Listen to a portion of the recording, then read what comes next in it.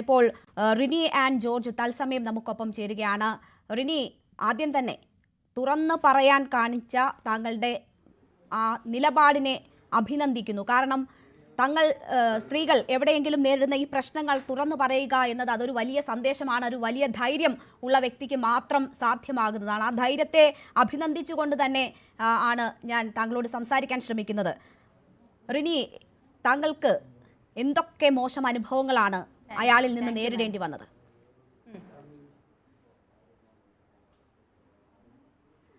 എനിക്ക് ആദ്യമായിട്ട് ഉണ്ടായത് അശ്ലീല സന്ദേശങ്ങൾ അയക്കുക എന്നുള്ളതാണ്. മോശമായ സന്ദേശങ്ങൾ അയച്ചു. അതിനുശേഷം ഇങ്ങനെ ഹോട്ടലിലേക്ക് വരൂ കാണാം എന്നുള്ള രീതിയിൽ പറഞ്ഞു. ഇതൊക്കെയാണ് മോശം സന്ദേശങ്ങൾ ഉണ്ടായി എന്നുള്ളതാണ് ഞാൻ നേരിട്ട പ്രധാനപ്പെട്ട ഒരു പ്രശ്നം. ഞാൻ റിനിയുടെ നേരത്തെ മാധ്യമങ്ങളെ കണ്ടത് ഏതാണ്ട് 3/4 മണിക്കൂറോളം ഉണ്ട് എന്നാണ് ഞാൻ തോന്നുന്നത്. എന്തായാലും അത്രയും സമയം റിനി സംസാരിച്ചത് ഞാൻ കാണുകയാണ്. അസാമാന്യ ധൈര്യമുണ്ട്. പറയേണ്ടത് മാത്രം പറയുന്നു. പറയണ്ട എന്ന് തീരുമാനിച്ച ഒരക്ഷരം പോലും മാധ്യമപ്രവർത്തകർ ചുറ്റും നിന്ന് ചോദിച്ചിട്ട് റിനി പറയുന്നില്ല. അപ്പോൾ ആരോട് എന്ത് സംസാരിക്കണം വേണ്ട എന്നൊക്കെ നല്ല ബോധ്യമുള്ള വ്യക്തിയാണ്. അപ്പോൾ മോശം സംസാരം ഉണ്ടാകുമ്പോൾ അതിനെ തീർച്ചയായും താങ്കൾ നിരുത്സാഹപ്പെടുത്തിയിട്ടുണ്ടാകും, വാൺ ചെയ്തിട്ടുണ്ടാകും, ഇല്ലേ? അങ്ങനെ അതിനുശേഷവും അത് തുടരുകയായിരുന്നു. തീർച്ചയായിട്ടും ഞാൻ നിരുത്സാഹപ്പെടുത്തി. ഞാൻ ചില സംഭാഷണങ്ങളിൽ ഞാൻ വല്ലാതെ ഫയർ ചെയ്തിട്ടുണ്ട്, ഒത്തിരി ഫയർ ചെയ്തിട്ടുണ്ട്. പിന്നെ എനിക്കിതിനകത്ത് താല്പര്യമില്ല എന്ന് പറഞ്ഞിട്ട് സൗഹൃദം, നല്ല മാന്യമായ ഒരു ഹെൽത്തി ഫ്രണ്ട്ഷിപ്പ് മാത്രമേ ഞാൻ പ്രിഫർ ചെയ്യുന്നുള്ളൂ എന്നുള്ള രീതിയിൽ പറഞ്ഞിട്ടുണ്ട്. പിന്നീട് ഞാൻ ഉപദേശിക്കുകയും ചെയ്തിട്ടുണ്ട്. ഒരു രാഷ്ട്രീയ നേതാവ് എന്നുള്ള നിലയിൽ താങ്കൾ ഇങ്ങനെയാണോ മുന്നോട്ട് പോകേണ്ടത് എന്നുള്ള ചില ഉപദേശങ്ങൾ ഞാൻ കൊടുത്തിട്ടുണ്ട്. ഞാനിത് പറയുന്നത് ഇത് ഞാനൊരു വ്യക്തിപരമായിട്ട് ഞാനും ആ വ്യക്തിയും തമ്മിലുണ്ടായ ഒരു വ്യക്തിപര പ്രശ്നം എന്ന് ഞാൻ കാണുന്നില്ല. ഞാൻ കാണുന്നത് ആ വ്യക്തി ഒരു രാഷ്ട്രീയ നേതാവ്, ഒരു രാഷ്ട്രീയത്തിൽ ഉയർന്നു വരുന്ന ഒരു വ്യക്തി. അപ്പോൾ ആ വ്യക്തി സ്ത്രീകളോട് എടുക്കേണ്ട സമീപനം എന്താണ്, അത് ശരിയാണോ എന്നുള്ള ഒരു പൊതു രീതിയിലാണ് ഞാൻ അതിനെ ചിന്തിക്കുന്നത്. വ്യക്തിപരമായിട്ട് ഞങ്ങൾ 2 വ്യക്തികൾ എന്ന രീതിയിലല്ല ഞാൻ അതിനെ കാണുന്നത്. അപ്പോൾ തീർച്ചയായിട്ടും ഞാൻ ആ രീതിയിൽ നല്ല കൃത്യമായിട്ട് ആ വ്യക്തിയോട് സംസാരിച്ചിട്ടുണ്ട്.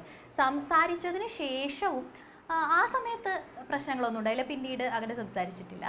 പക്ഷെ കുറേ നാൾ കഴിഞ്ഞിട്ട് ഈ രീതിയിൽ പിന്നെയും അപ്രോച്ചസ് ഉണ്ടായി എന്നുള്ളതാണ് പ്രശ്നം. റിനി ഒരിക്കലും ആ ബന്ധം പൂർണ്ണമായും അവസാനിപ്പിച്ചില്ല. മീൻസ് ബ്ലോക്ക് ചെയ്യുകയോ അങ്ങനെ അവസാനിപ്പിക്കാനോ ശ്രമിച്ചിരുന്നില്ല.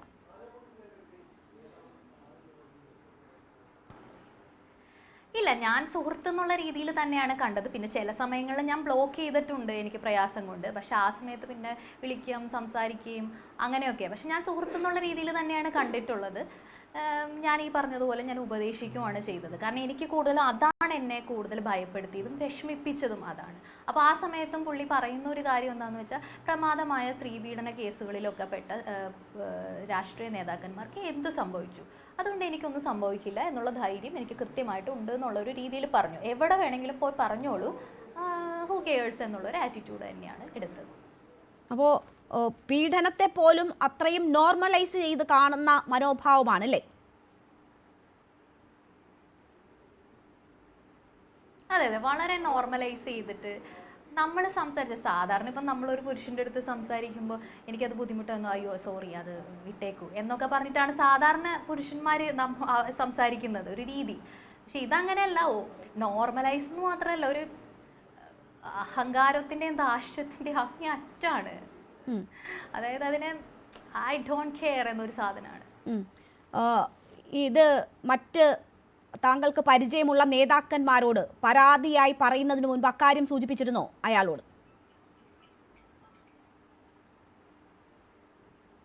ഞാൻ സൂചിപ്പിച്ചിരുന്നു, ഞാനിത് പറയും, ഞാനിത് കംപ്ലൈൻറ്റ് ചെയ്യും, ഞാനത് ടേക്കപ്പ് ചെയ്യും എന്ന് പറഞ്ഞിരുന്നു. പക്ഷേ അപ്പോഴും പറഞ്ഞത് അതൊന്നും ഒരു വിഷയമല്ല, അതുകൊണ്ടൊന്നും സംഭവിക്കാൻ പോകുന്നില്ല, എനിക്കൊരു പ്രശ്നമില്ല, എവിടെ വേണമെങ്കിലും പോയി പറഞ്ഞോ എന്നോട് പല പ്രാവശ്യം പറഞ്ഞിട്ടുണ്ട്. ഇവരോട് പറഞ്ഞതിന് ശേഷം ഏതെങ്കിലും തരത്തിലുള്ള പ്രകോപനം അയാളിൽ നിന്നുണ്ടായിട്ടുണ്ടോ? അയാൾ അത് അറിഞ്ഞിരുന്നോ പരാതിപ്പെട്ട കാര്യം?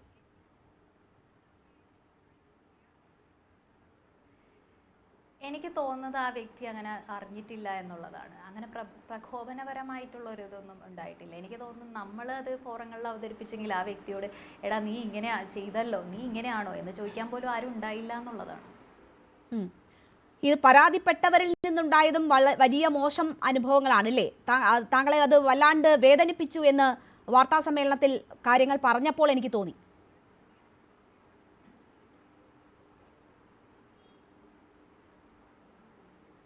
നമ്മൾ പല സ്ഥലങ്ങളിലും പറയുമ്പോഴും പല വിഷയങ്ങളും, ഇപ്പം ഇത് മാത്രമല്ല പല അനുഭവങ്ങളിലും ഇത് തന്നെയാണ്, വല്ലാതെ നമ്മളെ വേദനിപ്പിക്കും. നമ്മളത് ടേക്കപ്പ് ചെയ്ത് മുന്നോട്ട് പോകുമ്പോൾ നമ്മൾ ശരിക്കും നമ്മൾക്ക് വിഷമം തോന്നും. ഈ വിഷയം മാത്രമല്ല, എനിക്ക് വേറെയും ഇത്തരത്തിലുള്ള വിഷയങ്ങൾ ഉണ്ടായിട്ടുണ്ട്. നമ്മൾ വർക്ക് സ്പേസിലും ഇതുപോലുള്ള പ്രശ്നങ്ങൾ ഉണ്ടായിട്ടുണ്ട്. അത് നമ്മൾ മുന്നോട്ടേക്ക് കൊണ്ടുപോകുമ്പോൾ ഈ പറഞ്ഞ പോലെ പല ഉന്നതന്മാരെന്ന് പറയുന്ന ആളുകൾക്ക് ഹൂ കെയേഴ്സ് എന്നുള്ള ആറ്റിറ്റ്യൂഡ് ഭയങ്കരമാണ്.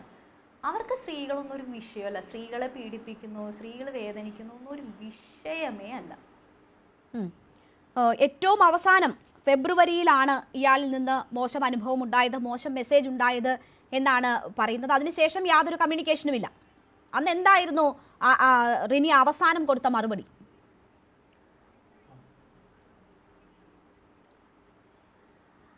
അവസാനം കൊടുത്തതെന്ന് പറഞ്ഞു കഴിഞ്ഞാൽ ഞാൻ അങ്ങനെ ദേഷ്യപ്പെടുകയൊന്നും ഉണ്ടായിട്ടില്ല. അവസാനം എന്ന് പറയുന്നത് എന്നെ അയാളുടെ ഒരു പ്രൈവറ്റ് സ്പേസിൽ എത്തിക്കാനുള്ള ചില തന്ത്രപരമായ നീക്കങ്ങൾ നടന്നിരുന്നു.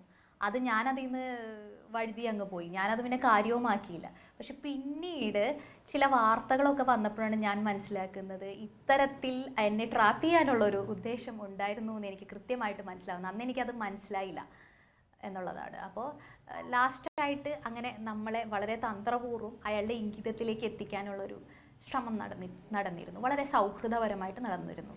അതെനിക്ക് അന്ന് ഞാനങ്ങനെ അതിന് നിൽക്കുന്ന ഒരു വ്യക്തി അല്ലാത്തതുകൊണ്ട് ഞാനത് പോയി എന്നുള്ളത് മാത്രം. പക്ഷെ പിന്നീട് ഞാൻ ചില ന്യൂസുകളും കാര്യങ്ങളും മനസ്സിലാക്കിയപ്പോൾ ഇതൊരു തന്ത്രപരമായ രീതിയിലേക്ക് തൻ്റെ പ്രൈവറ്റ് സ്പേസിലേക്ക് എത്തിക്കുന്ന ഒരു രീതിയുണ്ട്.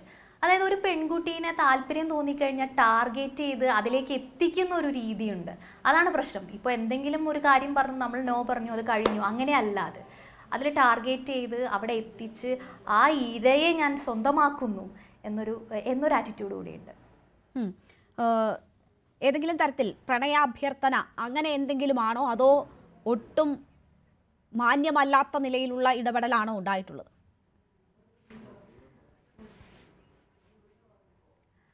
പല രീതിയിലുണ്ടായിട്ടുണ്ട്. തുടക്കകാലത്ത് ചെറിയ പ്രണയാഭ്യർത്ഥന പോലെ, പ്രണയാഭ്യർത്ഥനയല്ല, ഒരു പ്രണയ ലാഞ്ചന, അങ്ങനെ കൃത്യമായിട്ടൊരു പ്രണയിക്കുന്നു എന്ന് പറഞ്ഞിട്ടൊന്നുമില്ല. അത് ഞാൻ അങ്ങനെ പറയുന്നില്ല, ഇല്ലാത്ത കാര്യമൊന്നും ഞാൻ പറയുന്നില്ല.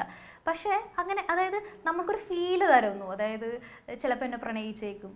കാരണം വലിയ ഉന്നത തലത്തിലൊക്കെ നിൽക്കുന്ന വ്യക്തികളാകുമ്പോൾ നമ്മൾ പ്രണയിച്ചെങ്കിൽ, നമ്മൾ വിവാഹം കഴിച്ചെങ്കിൽ എന്നൊക്കെ പെൺകുട്ടികൾ പെട്ടെന്ന് ചിന്തിച്ചു പോകാനുള്ള സാധ്യതയുണ്ട്.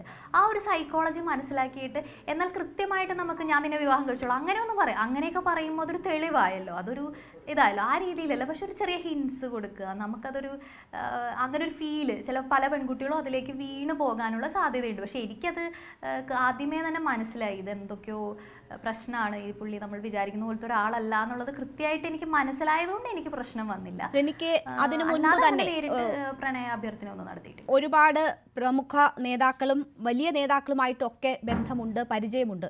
അത് ഇയാളെക്കുറിച്ച് ഒരു മോശം വ്യക്തിയാണ് എന്ന ബോധം നേരത്തെ തന്നെ ഉണ്ടായിരുന്നു?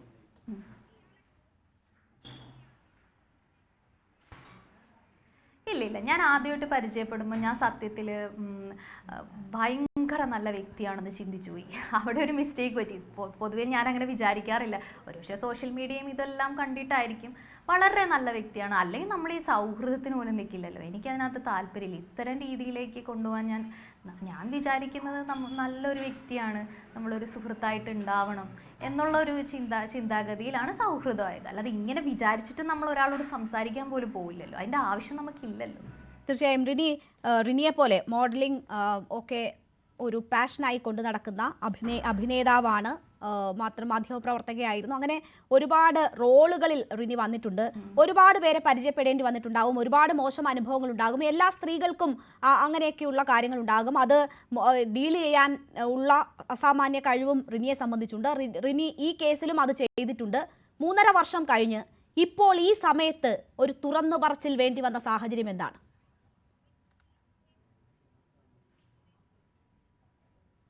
അതിൻ്റെ കാരണം എന്താണെന്ന് വെച്ചാൽ ഞാൻ ഈ വ്യക്തിയെ ഇത്രയ്ക്ക് മനസ്സിലാക്കിയിരുന്നില്ല. ഞാൻ കുറച്ചൊക്കെ ഒരു ചെറുപ്പക്കാരനല്ലേ, ചിലപ്പോൾ അങ്ങനെ സംഭവിച്ചു പോയതായിരിക്കാം എന്ന് കുറച്ച് ഞാനത് ലളിതമായിട്ടാണ് കണ്ടത്.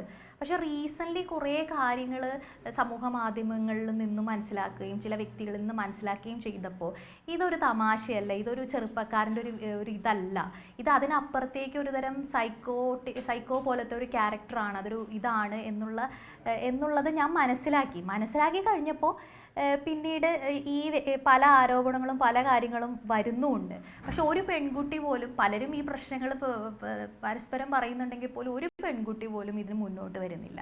ഇപ്പോൾ ഈവൻ മാധ്യമപ്രവർത്തകർക്ക് പോലും ഈ പ്രശ്നങ്ങളുണ്ടെന്ന് പറയുന്നു, പക്ഷെ ഒരു പെൺകുട്ടി പോലും ധൈര്യത്തോടെ മുന്നോട്ട് വരുന്നില്ല. അപ്പം ഞാൻ വിചാരിച്ചു, ഞാനൊരു വ്യക്തി എന്നുള്ള നിലയിൽ ഞാനും ഇതിന് കുടപിടിച്ച് കൊടുക്കണമോ എന്ന് തോന്നി. അപ്പം എനിക്ക് തോന്നി ഇതിനെക്കുറിച്ചൊന്ന് സംസാരിക്കുന്നതിൽ തെറ്റില്ല, ഒരു വ്യക്തിയെങ്കിലും ഒരു സ്ത്രീയുടെ ശബ്ദമെങ്കിലും കേൾക്കണം എന്നുള്ളൊരു തോന്നലുണ്ടായി. സ്ത്രീകളുടെ പ്രശ്നങ്ങൾക്ക് വേണ്ടിയിട്ട് എന്തെങ്കിലും സംസാരിക്കും. ഞാനിത് അറിഞ്ഞു പോയല്ലോ, എനിക്കിത് അറിയാത്ത വിഷയമാണെങ്കിൽ ഞാനിതിൽ ഇടപെടില്ലായിരുന്നു. ഇതെനിക്ക് നേരിട്ടറിയാം, ഈ വ്യക്തി ഇങ്ങനെയാണെന്നുള്ളതിന് കൃത്യമായ ധാരണ എനിക്കുണ്ട്.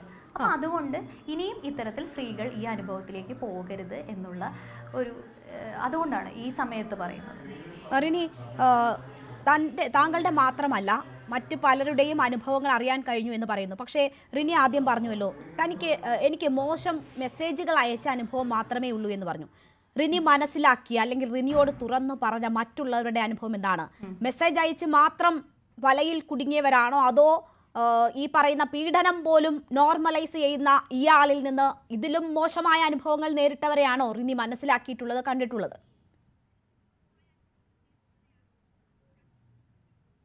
ഇതിലും മോശമായ അനുഭവങ്ങളുള്ളവരാണെന്നാണ് ഞാൻ മനസ്സിലാക്കിയിട്ടുള്ളത്. കാരണം നമ്മളെ ട്രാപ്പ് ചെയ്ത് ഒരു പ്രൈവറ്റ് സ്പേസിലേക്ക് എത്തിക്കുന്നു എന്നുള്ളൊരു കാര്യങ്ങൾ നടക്കുന്നുണ്ട്. അപ്പോൾ പലതരത്തിലും ഞാൻ കാര്യങ്ങൾ കേൾക്കുന്നു. നമ്മളതിൽ പെട്ടിട്ടില്ലാത്തതുകൊണ്ട് എനിക്ക് അതിനെക്കുറിച്ച് വിശദമായിട്ട് പറയാൻ പറ്റില്ല. എൻ്റെ വിഷയം എന്ന് പറഞ്ഞാൽ എനിക്ക് അശ്ലീല സന്ദേശം അയച്ചു, മുറിയിലേക്ക് വരൂ എന്നൊക്കെ ഉള്ള ചില സംഭാഷണങ്ങൾ ഉണ്ടായി എന്നുള്ളതാണ് എൻ്റെ വിഷയം. ഞാൻ അതിനെ വളരെ നന്നായിട്ട് ഡീൽ ചെയ്യുകയും ചെയ്തു.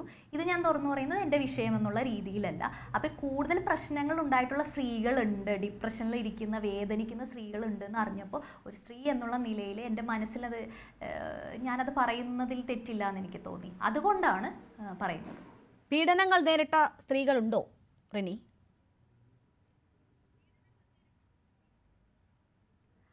അത് ഞാൻ അങ്ങനെയാണ് എൻ്റെ ഇൻഫർമേഷൻസിൽ നിന്ന്, ചില സോഴ്സുകളിൽ നിന്ന് ഞാൻ മനസ്സിലാക്കുന്ന കാര്യങ്ങൾ അങ്ങനെയൊക്കെയാണ്. ഈവൻ ആ പ്രസ്ഥാനത്തിനകത്തുനിന്നുള്ള സ്ത്രീകളിൽ നിന്ന് പോലും ചില ബുദ്ധിമുട്ടുകൾ നേരിടുന്നുണ്ട്, അത്തരത്തിലുള്ള കാര്യങ്ങളുണ്ട് എന്നൊക്കെയുള്ള ചില അറിവുകളും എനിക്ക് ലഭിച്ചിട്ടുണ്ട്. പിന്നെ കൂടുതൽ വ്യക്തമായിട്ട് പീഡനം നേരിട്ട സ്ത്രീകളുണ്ടോ എന്നുള്ളത് അവർ തന്നെ തുറന്നു പറയേണ്ടി വരും. അപ്പോൾ എൻ്റെ പേഴ്സണൽ കാര്യങ്ങൾ എനിക്കറിയാവുന്നതാണ് ഞാൻ സമൂഹത്തിൻ്റെ മുന്നിൽ പറയുന്നത്. എനിക്കറിയാത്ത കാര്യങ്ങളെക്കുറിച്ച് എനിക്ക് പറയാൻ പറ്റില്ല. പക്ഷേ എന്തായാലും ഈ വ്യക്തി സ്ത്രീകൾക്ക് ഇങ്ങനെ അശ്ലീല സന്ദേശങ്ങൾ അയക്കുന്ന വ്യക്തിയാണെന്നുള്ള ഒരു കാര്യത്തിൽ എനിക്ക് ഒരു സംശയവും. അതുകൊണ്ട് തന്നെയാണ് ധൈര്യമായിട്ട് പറയുന്നത്. റിനി, കഴിഞ്ഞ മണിക്കൂറിൽ ഏറ്റവും കൂടുതൽ അഭിമുഖീകരിച്ചൊരു ചോദ്യം ആരാണ് അയാളുടെ പേരെന്താണ് എന്നതാണ്. പലതരത്തിൽ പല രീതിയിൽ മാധ്യമങ്ങൾ തുറന്നു ചോദിച്ചു. പക്ഷേ എന്തുകൊണ്ടാണ് ആ പേര് പറയാത്തത്?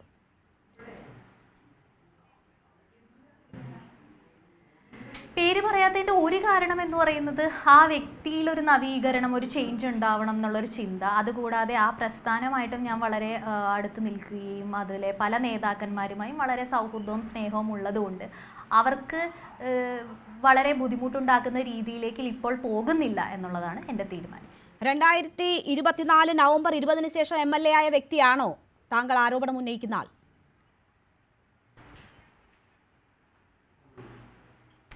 ഞാൻ അങ്ങനെ എടുത്തു പറയുന്നില്ല. അതിനെക്കുറിച്ച് ഞാൻ അങ്ങനെ പറയുന്നില്ല. എന്തായാലും ഹൂ കെയേഴ്സ് എന്നൊരു ആറ്റിറ്റ്യൂഡ് ആണെന്നുള്ളത് ഞാൻ കൃത്യമായിട്ട് പറയും. റിനി ഒരു അഭിമുഖത്തിലാണ് ഈ കാര്യം ആദ്യമായി തുറന്നു പറയുന്നത്. അതിനുശേഷം ഒരു യൂട്യൂബ് ചാനലിൽ താങ്കൾ പറഞ്ഞ കാര്യം ഉൾപ്പെടുത്തി ഒരു യുവ MLA-യുടെ പേര് സഹിതം വാർത്ത നൽകിയിട്ടുണ്ട്. ആ നേതാവാണോ താങ്കൾ ഉദ്ദേശിച്ച വ്യക്തി? ആ വാർത്ത ശരിയാണോ? അതിനെക്കുറിച്ച് അല്ല, അതിനെക്കുറിച്ച് ഞാൻ ഒന്നാമതേ ആ വാർത്ത കണ്ടിട്ടില്ല. പിന്നെ ഓൺലൈൻ ചാനൽസ് എങ്ങനെയാണ് അത് കൊടുക്കുന്നത്, ഏതൊക്കെ രീതിയിലാണ് കൊടുക്കുന്നത് എന്നുള്ളതിൽ എനിക്കിപ്പോൾ അത് ഒന്നും ചെയ്യാൻ പറ്റില്ല. ഞാൻ പറഞ്ഞ കാര്യങ്ങളിൽ മാത്രമേ എനിക്ക് റെസ്പോൺസിബിലിറ്റി ഉള്ളൂ, മറ്റു കാര്യങ്ങളിൽ എനിക്ക് റെസ്പോൺസിബിലിറ്റി ഇല്ല. ഇപ്പോൾ ഈവൻ പ്രതിപക്ഷ നേതാവിൻ്റെ ഫോട്ടോസ് വെച്ച് വരെ ഫോട്ടോസും ഇതൊക്കെ വരുന്നുണ്ട്. അതിലൊന്നും എനിക്കൊരു റെസ്പോൺസിബിലിറ്റി ഇല്ല. ഞാൻ അങ്ങനെ പറഞ്ഞിട്ടില്ല, ഇതാണെന്നുള്ള രീതിയിൽ പറഞ്ഞിട്ടില്ല. റിനിയുടെ അടുത്ത സുഹൃത്താണെന്ന് ആ യൂട്യൂബ് ചാനലിന്റെ ഉടമ അവകാശപ്പെടുന്നുണ്ട്. റിനിയിൽ നിന്ന് സംസാരിച്ചതിൽ നിന്ന് അത്രമാത്രം ബോധ്യമുള്ളത് കൊണ്ടാണ് അയാളുടെ ആ MLA പേരും ചിത്രവും സഹിതം വാർത്ത നൽകുന്നതെന്ന് പറയുന്നുണ്ട്. അത് പാലക്കാട് MLA രാഹുൽ മാങ്കൂട്ടത്തിലാണ്. രാഹുൽ മാങ്കൂട്ടത്തിലിന്റെ ഫോട്ടോ നൽകിക്കൊണ്ടാണ് ആ യൂട്യൂബ് ചാനൽ വാർത്ത കൊടുത്തിരിക്കുന്നത്. അപ്പോൾ താങ്കൾ നൽകിയ വാർത്തയല്ലെങ്കിൽ താങ്കൾ അത് തിരുത്തണ്ടേ?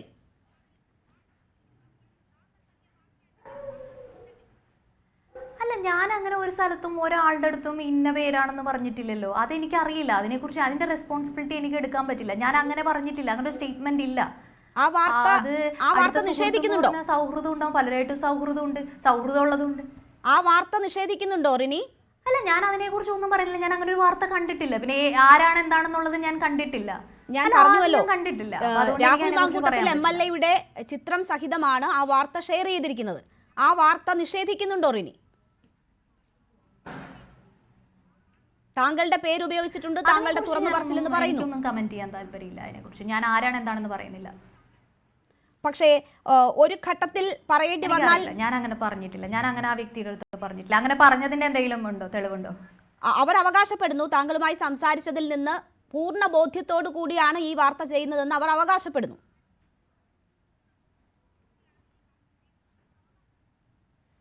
ഞാനൊരു സ്ഥലത്തും അങ്ങനെ പറഞ്ഞിട്ടില്ല. അപ്പം അതിനെക്കുറിച്ച് എനിക്കറിയില്ല. എനിക്ക് ആ വാർത്ത എന്താണെന്ന് വിശദമായിട്ട് കാണേണ്ടി വരും. അതെന്നാലല്ലേ നമുക്ക് അതിനെക്കുറിച്ച് കൃത്യമായിട്ട് പറയാൻ പറ്റുള്ളൂ. അങ്ങനെയാണെങ്കിൽ ആ വാർത്ത പിൻവലിക്കാൻ ആവശ്യപ്പെടുമോ?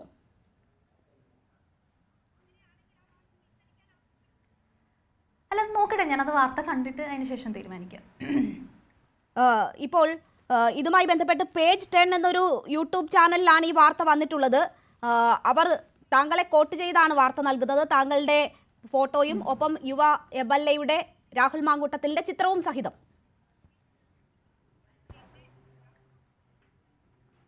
അത് നോക്കേണ്ടി വരും. എനിക്ക് അതിനെക്കുറിച്ച് അറിയില്ല, ഞാനത് കണ്ടിട്ടില്ല. ഞാനത് സത്യമായിട്ട് പറയുന്നതാണ്, ഞാൻ കണ്ടിട്ടില്ല. ഞാൻ അങ്ങനെ ഒരു സ്റ്റേറ്റ്മെന്റ് ഒരു സ്ഥലത്തും കൊടുത്തിട്ടില്ല. ശരി, ഓക്കെ. ഈ യുവ നേതാവ് രാഹുൽ മാങ്കൂട്ടത്തിൽ ഈ അടുത്ത കാലത്ത് ചില ആരോപണങ്ങൾ നേരിട്ടിരുന്നു. അതിൽ മാധ്യമങ്ങൾ സംസാരിക്കുമ്പോൾ, പ്രതികരണം തേടുമ്പോൾ ആ MLA പറഞ്ഞത് ആർക്കും എന്ത് അസംബന്ധവും വിളിച്ചു പറയാം, അതിനൊന്നും മറുപടിയില്ല, ഹൂ കേസ് എന്നായിരുന്നു. അപ്പോൾ അയാളുടെ ആ MLA തന്നെ പേരുപയോഗിച്ച് ഈ വാർത്തകൾ ഇങ്ങനെ പ്രചരിക്കുന്നുണ്ട്. താങ്കളോടും മാധ്യമപ്രവർത്തകർ നിരവധി തവണ ആ MLA പേര് ചോദിക്കുന്നുണ്ടായിരുന്നു. അപ്പോൾ ആർക്കും എന്തും അസംബന്ധവും വിളിച്ചു പറയാൻ പറ്റും എന്ന് പറഞ്ഞ ആൾ ഇതിനെയും ആ രീതിയിൽ തന്നെ കാണും, പേരില്ലെങ്കിൽ.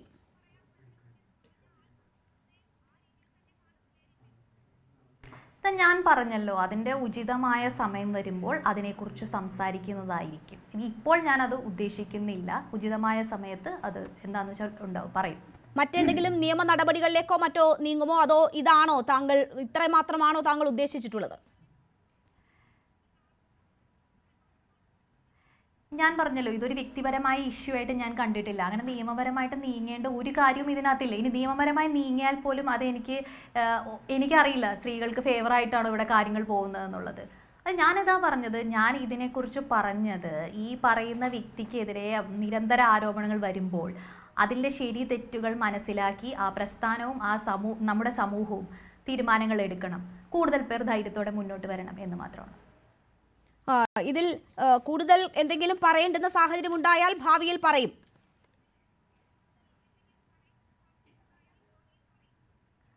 അതെ, അതിനെക്കുറിച്ച് ഞാൻ തീരുമാനിച്ചിട്ടില്ല. കാരണം എന്താണെന്ന് വെച്ചാൽ ഇത് എങ്ങനെയാണെന്നുള്ളത് നമുക്ക് അറിയണമല്ലോ, എന്താണ് ഇനിയുള്ള നടപടികൾ ഉണ്ടാവുക എന്നുള്ളത്. അതിനുശേഷം നമുക്ക്. എനിക്ക് ഭയമുണ്ടോ?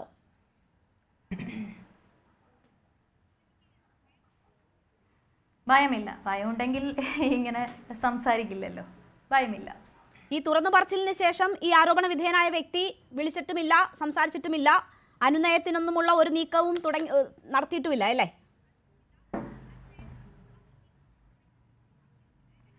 ഇല്ല, അങ്ങനെ എനിക്കറിയില്ല. ഞാനിപ്പോൾ മൊബൈൽ നോക്കിയിട്ടില്ല, എനിക്കറിയില്ല. എന്തായാലും അതുവരെ അങ്ങനെ ഒരു ശ്രമങ്ങളൊന്നും ഉണ്ടായിട്ടില്ല. മറ്റ് നേതാക്കന്മാർ ആരെങ്കിലും വിളിച്ചിരുന്നോ?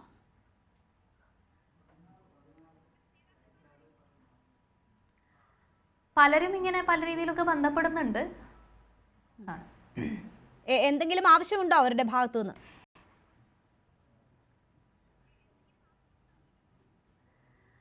ഇല്ല, അങ്ങനെയല്ല. ഓരോരുത്തരൊക്കെ നമ്മളോട് എന്ത് പറ്റി, എന്താണ് സംഭവം, എന്താണ് പ്രശ്നം എന്നൊക്കെയുള്ള രീതിയിലൊക്കെ അറിയാത്തവരും അറിയുന്നവരും ഒക്കെ നമ്മളെ വിളിക്കുന്നുണ്ട്. അത്രേ ഉള്ളൂ. ശരി, വളരെ നന്ദി റിനി ആൻഡ് ജോർജ് ഞങ്ങളോട് സഹകരിച്ചതിന്. എന്തായാലും പേര് പറയണമോ വേണ്ടയോ എന്നുള്ളത് താങ്കളുടെ ചോയ്സാണ്, താങ്കളുടെ തീരുമാനമാണ്. അതനുസരിച്ച് തന്നെ പോകട്ടെ. എന്തായാലും തുറന്നു പറഞ്ഞത് പലർക്കും വേണ്ടിയാണ് എന്ന് പറയുന്നു. എല്ലാവിധ പിന്തുണയും നൽകുന്നു.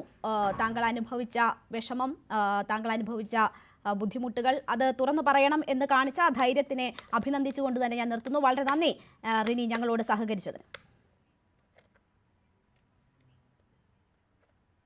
Thank you so much.